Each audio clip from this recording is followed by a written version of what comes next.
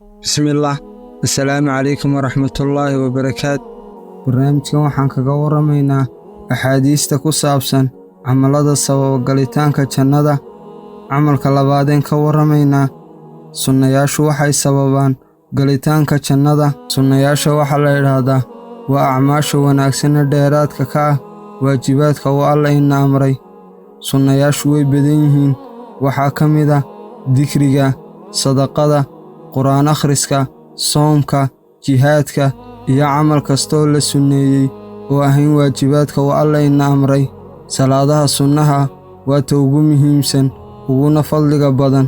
Salaadaha sunnayaashu waxay sababaan inuu Alle ku jeclaado.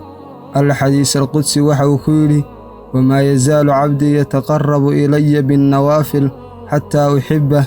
Addoonkaygu kama suulo inuu igu soo dhowaado sunnayaasha ilaa aan jeclaado. Sujuudoo la badiyaa waxay sababtaa galitaanka jannada.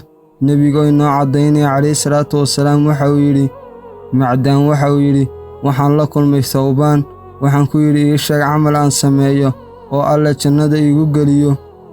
Ama waxaan ku yidhi ii sheeg camalada Alle ugu jecel yahay. Waxa uu igu yidhi Thawbaan. Rasuulka ayaan weydiiyey, waxa uu igu yidhi nebigu calayhi salaatu wasalaam, calayka bikathrati sujuudi lillaah, fa innaka laa tasjudu lillaahi sajdah ilaa rafacaka allaahu bihaa daraja wa xatta canka bihaa khatii'ah.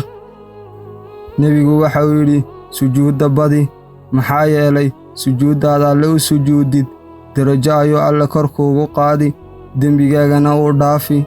Xadiiskaa nebigu waxa uu inoogu caddaynayaa salaadaha sunnayaashu inay sababaan galitaanka jannada. Sujuudda badan waxaa loo jeedaa sunnayaashoo la badiyo ama salaadoo la badiyo. Nebigu calayhi salaatu wasalaam waxa uu yidhi, Rabiica ibnu Kacab waxa uu yidhi, rasuulka ayaan habeen la beriyey, waxaan u keenay weysadiisa iyo waxa uu u baahnaa. Waxa uu igu yidhi, wax i weydiiso. Waxaan ku yidhi, waxaan ku weydiistay inaan jannada jaar kugula noqdo. Nebigu calayhi salaatu wasalaam waxa uu ku yidhi, faacinnii calaa nafsik bikathrati sujuud.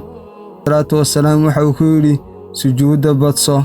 Salaadaha sunnayaasha aan badinno waxay sababaan salaadaha sunnayaashoon badinnaa galitaanka jannada.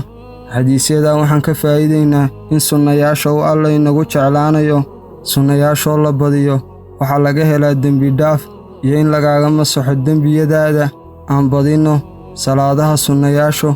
Barnaamijkana aan gaarsiino dadka. Xalqadeennu halkaa inoo joogto.